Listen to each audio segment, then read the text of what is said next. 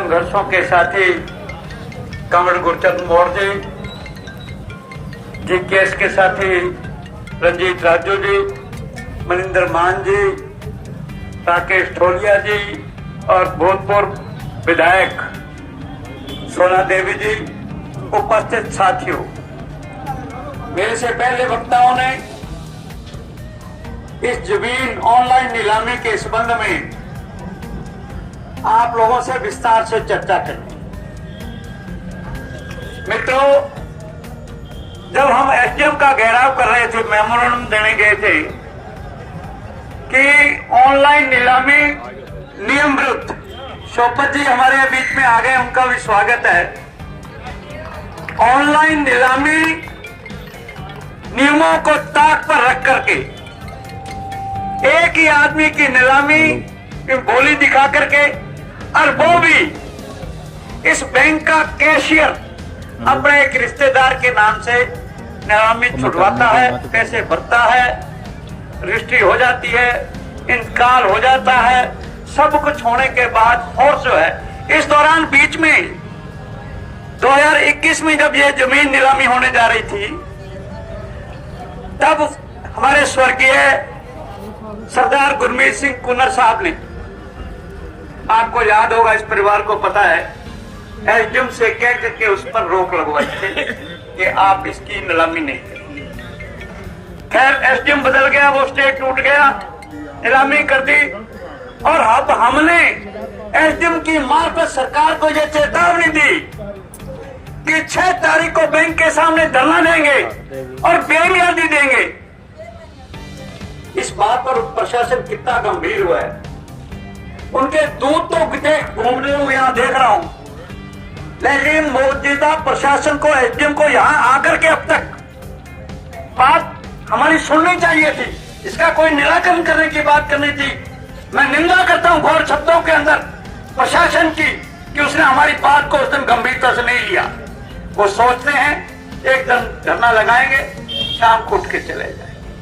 हम संघर्षों के वो साथी हैं। एसडीएम साहब, आपको मालूम, जितनी आपकी उम्र होगी उतने जीवन में हमने संघर्ष लड़े, इसलिए हमारी बात को गंभीरता से लीजिए।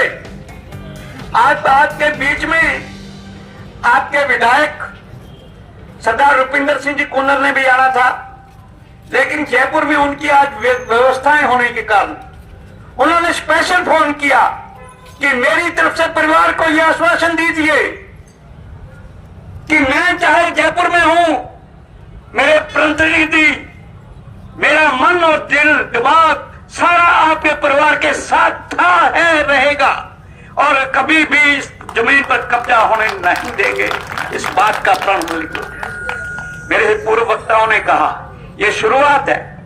मैंने कल वीडियो डाला था कि यह शुरुआत हुई है एक जमीन की नीलामी से। अभी बहुत तमाम सारे बैंकों के अंदर हमारे किसानों की ऑनलाइन नीलामी होने की तैयारी हो रही है। ये जो मोदी सरकार है, ये किसान विरोधी है। पहली बार प्रधानमंत्री बने, भूमि अधिग्रहण बिल लेके आए, उसका विरोध हुआ तो 3 कृषि कानून लेकर के आए, और उसका विरोध हुआ तो 750 किसान शहीद करवाने के बाद आप कहते हो मेरी सेवा में कोई कमी रह गई और कानून वापस ले लेते हो।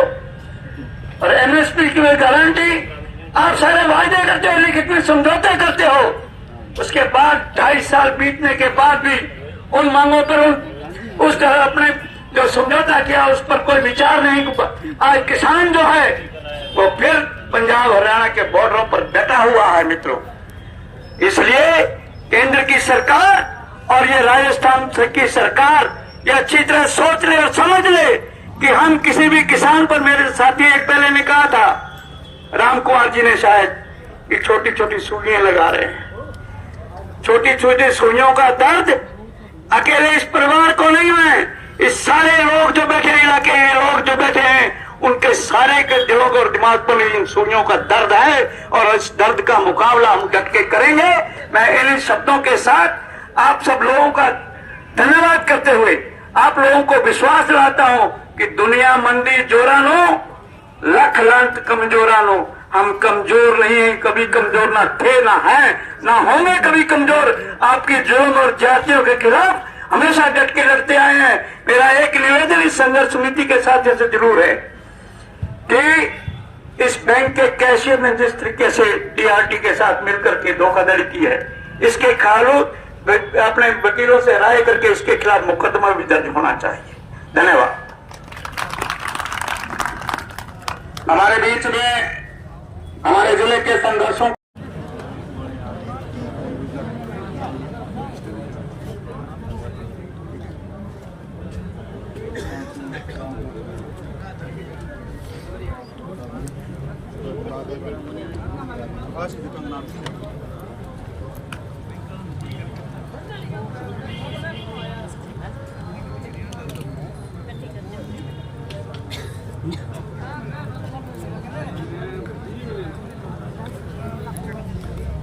करने भी